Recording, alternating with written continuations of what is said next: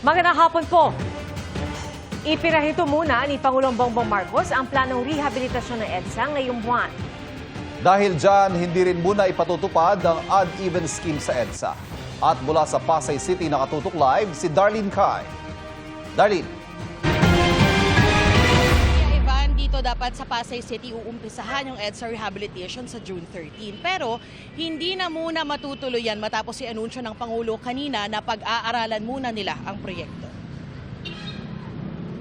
In-instructionan ko si Secretary Vince Dizon at saka si Secretary Manny Bunuan ng DPWH ay sinabi ko, pause muna doon sa rehabilitation.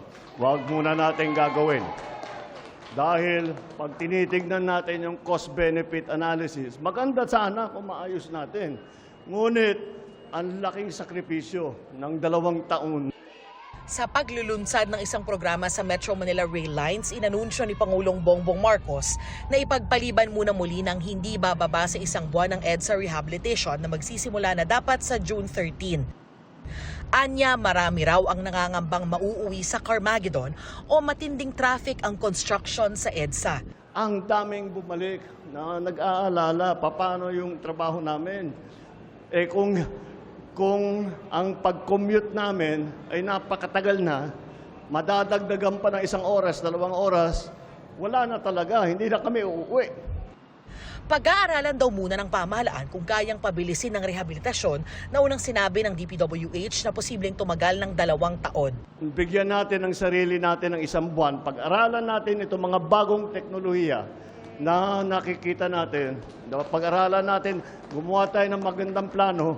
Baka naman, imbis na 2 taon, magawa natin sa 6 na buwan, magawa natin sa 1 taon. Sabi ni Transportation Secretary Vince Dizon, hindi ibig sabihin na tuluyan ng kanselado ang proyekto. He said, go back to the drawing board is what the President's message was today because he has listened to the concerns of the residents of Metro Manila and he has also listened to experts who have informed him na merong mas epektibong paraan at may mga makabagong teknolohiya, sabi nga niya, na pwede nating gawin to ng mas mabilis. Hati ang reaksyon ng mga motorista sa anunsyo ng Pangulo. Better mag-experiment, baka may lumabas na solusyon. Parang wala rin mangyayari. Nag-propose sila ng rehabilitation tapos may ad-even pa, which is mas maganda sana. Parang walang pagbabago sa Pilipinas.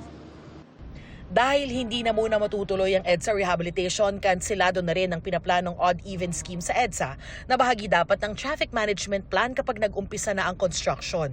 Patuloy namang ipatutupad ang kasalukuyang number coding scheme. Sinusubukan pa naming makuha ang reaksyon ng Department of Public Works and Highways o DPWH pero wala pa silang tugon.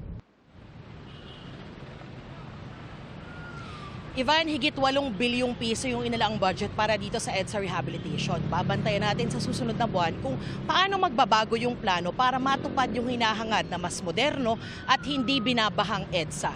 Yan ang latest mula rito sa Pasay City. Balik sa iyo, Ivan. Maraming salamat, Darlene Kai.